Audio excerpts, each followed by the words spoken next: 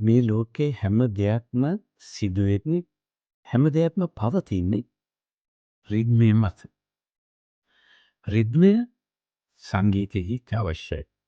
රිද්මය ජීවිතයටත් අවශ්‍යයි. රිද්මයක් නැති ජීවිතයක් හරියට ක්‍රියාකාරී වෙන්නේ නැහැ.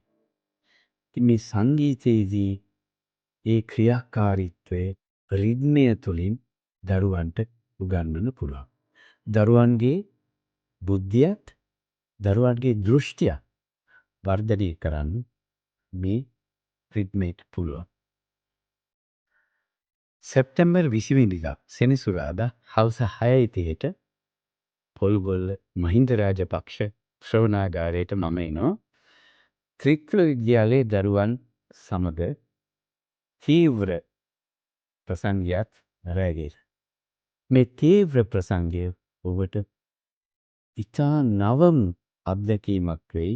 මොකද දරුවන් තමයි මේ ප්‍රසංගයේ වාදන දායකත්වයේ. දරුවන් කියන්නේ හෙට කලා ලෝකයේ සුන්දර වස්තු. ඒ අයත් එක්ක එකතු වෙලා ඔබට ගීත රස බෙදා දෙන්න මම එනවා. සැප්තැම්බර් 20 වෙනි සෙනසුරාදා හවස 6:30ට පොල්ගොල්ල මහින්ද රාජපක්ෂ ශ්‍රවණාගාරයට. ඔබත් එන්න.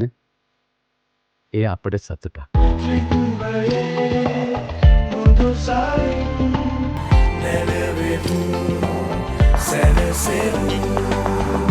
ස්වභාවිත රිද්මයේ